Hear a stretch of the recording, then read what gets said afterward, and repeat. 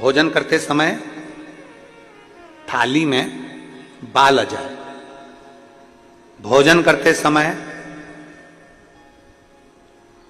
एकदम खाते खाते गले में मिर्ची लग गई, हिचकी चलने लगे, भोजन करते समय एकदम ठसका लग गया, अटक गया भोजन, पानी अटक गया।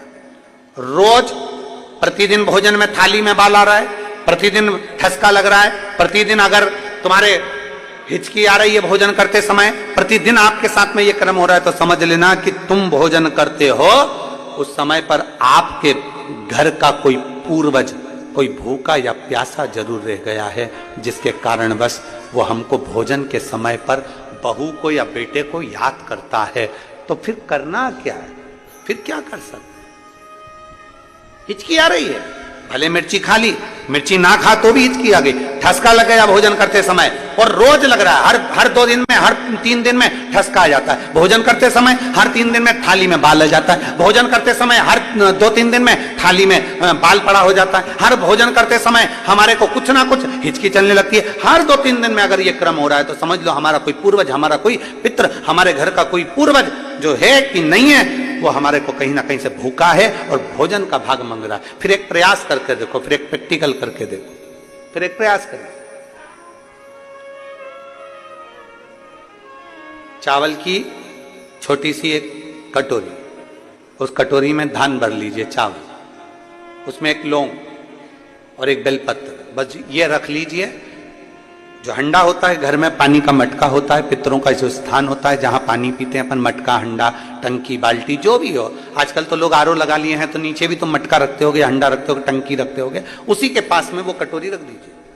14 की रात्रि, अमावस्या के दिन उस कटोरी का चावल, बेलपत्र, ये सब शिव मंदिर के अंदर आप कोई भी एक स्थान पर, कोई दोने के अंदर रखकर या कागज के अंदर रखकर, शिव स्थान पर, शंकर के मंदिर में शिवलिंग को केवल स्पर्श कर कर जमीन पर ही उसको कागज में या दोने में, उसको जहां जलाधारी होती है वो जलाधारी के पास में गणेश वाले स्थान पर, गणेश वाली जगह पर उसको रख दे। गणेश वाली जगह फिर समझिएगा, ये शिवलिंग जलाधारी, ये जलाधारी का चरण जहां से पानी बहता है, सीधा हाथ सीधी तरफ पर गणेश जी का स्थान होता है, लेफ्ट में कार्तिकेय का स्थान होता है, बीच में अशोक सुंदरी का स्थान होता है।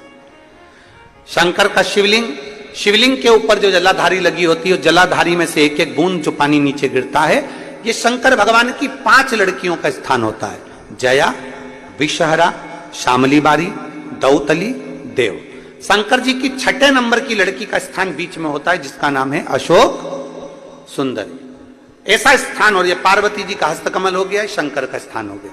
तो जब हम वो अन्न रखते हैं, जब हम चावल और एक बेलपत्र और एक लौंग जो रखते हैं, वो हम गणेश जी वाले स्थान के साइड में रखते हैं, नीचे की ओर रखते हैं उसके स्थान।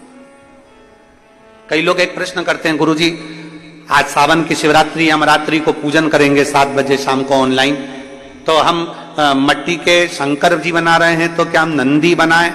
हम शंकर जी बना रहे हैं तो क्या हम गणेश जी बनाएं?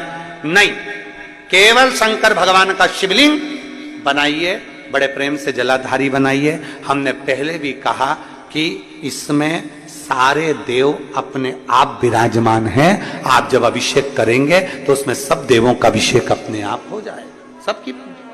हाँ, पूजन के सामान में 3 सुपारी लिखाई है, उसमें से 2 सुपारी में से एक गणेश जी, गोरा जी अपन बनाएंगे, उसका पूजन करेंगे, और 1 सुपारी से अपन संकल्प छोड़ेंगे।